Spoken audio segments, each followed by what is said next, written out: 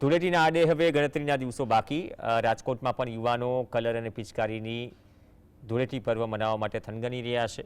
રાજકોટની સિઝનલ બજારોમાં અવનવી પિચકારીઓ જોવા મળી રહી છે। હોળી તહેવારને લઈને રંગીલા રાજકોટમાં પિચકારી માર્કેટમાં સ્ટોલ લાગી ગયા। ગત વર્ષ કરતાં અલગ અલગ ડિઝાઇનની નવી પિચકારીઓ બજારમાં જોવા મળી રહી છે।